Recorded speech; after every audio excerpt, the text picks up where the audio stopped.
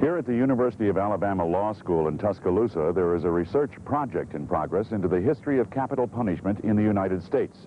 The research is being done by Espy, who has been involved in such research for the last 11 years.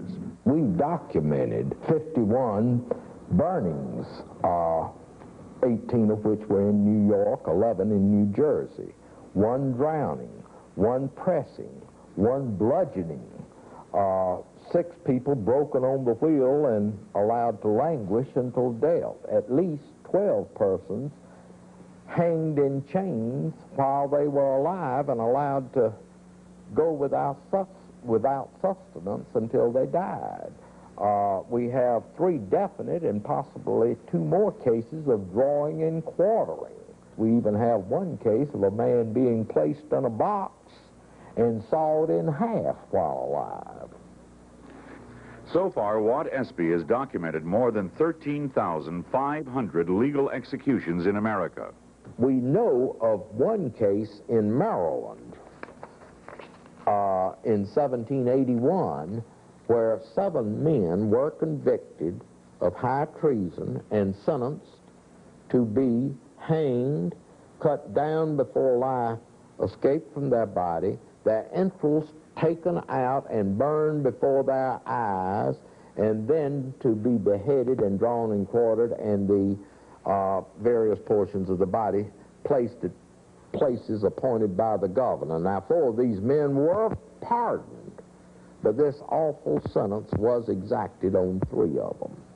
There were many bizarre forms of execution. We have 1 case documented where the man strangled over a 32-minute period before he was pronounced dead. In some instances, the rope is broken, they've fallen to the ground and been hauled, screaming and begging for mercy, back up the stairs and resuspended. I've even found some cases where the rope was too long, the feet touched the ground, and the sheriff and his deputies would just lift up and hold them up for whatever length of time it took for them to strangle to death with. Interesting sentences passed on a person that was actually carried into effect was in Louisiana in 1778 when a slave named Clement was sentenced to be hanged. After he was pronounced dead, it was a part of the sentence, and this actually happened. He was sewed into a bag with a cock, a dog, a monkey, and a viper, and thrown into the river. Now, the sentence did not state, nor did the account state, whether the monkey, the cock, the viper, and the dog were dead at the time they were sewed into the sack and thrown into the river with the executed Clement. Local police have sentenced 5 alleged Red Underground leaders to death, and this crowd has gathered to see them publicly shot. State executions have been occasions of great ceremony and public spectacle.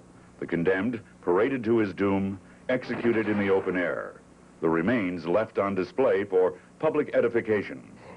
In January 1811, the slaves in St. John the Baptist Parish, Louisiana, revolted.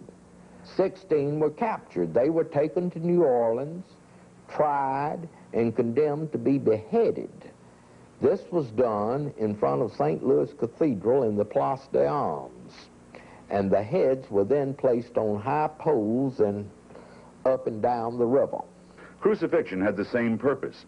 Crosses mounted on highways to keep the punishment vivid. The British invented this device to put criminals on display. It's called the gibbet. Sometimes the criminal was placed in there alive. Sometimes he was hanged first and then put in the gibbet to decompose. Seen along the roadways, it was sort of our form of crucifixion. For more horrible crimes, more horrible punishment. Drawing and quartering was cutting the body into 4 pieces, and then the various quarters of the body and the head were placed in different parts of the county or the jurisdiction where the execution took place to serve as a warning to evildoers that they shouldn't do that. That was usually reserved for the act of treason. The last public execution in this country was in Kentucky in 1936. Rainey Bethia, convicted of rape murder. 20,000 people came to watch. Bethia stopped at the foot of the scaffold to change his socks. He wanted to die wearing clean socks. He did. During that period, I believe there were around 8 persons hanged locally for rape. or rape murder. One of these was a white man. The rest were black. And the supposed victim of the assault and her husband witnessed the execution, and a lengthy dispute went on between the condemned man on the gallows and her in the audience. He denied doing it, and she hollered, "You didn't do it," and he hollered back, "I didn't do it." And they went on that way for some time, but finally they dropped him through, and that ended the conversation on that score. We don't know if such public bloodletting deterred anyone, but evolving standards of decorum now require that executions be discreetly done. Some believe this is a mistake. We do not have a history of torture going back to medieval times. We have tried just about every form of barbaric penalty. What is pressing? Pressing was used only once, and that was in Massachusetts during the Salem witchcraft period. Giles Corey, an 80-year-old man, refused to plead either innocent or guilty. His wife had previously been hanged for witchcraft, and because he would not plead, he was condemned to be placed on the floor nude and weights, heavy weights, put on his body until the life was crushed from him. I think the general public opinion has it that many people were burned for witchcraft. Is that the case? No, that's not the case at all. That's a popular misconception we have in this country. All of the people condemned for witchcraft in Massachusetts in Salem during the famous trials and on the eastern seaboard were hanged. Listening to Espy, you might think such barbarism is a ghost from a dim past. Not true. All around the world, brutal tortures and mutilations still occur. Do you think that revenge is the principal motivator behind those proponents of capital punishment?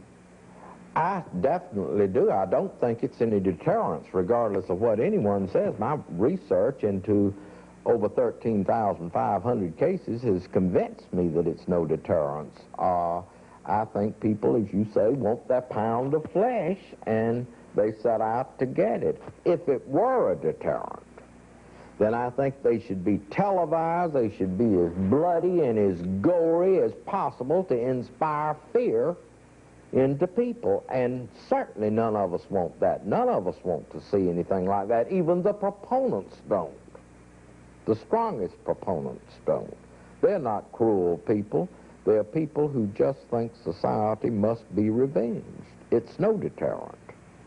I'm going to work very hard to see that my sister is not forgotten. But avenged? Maybe. Yes, maybe.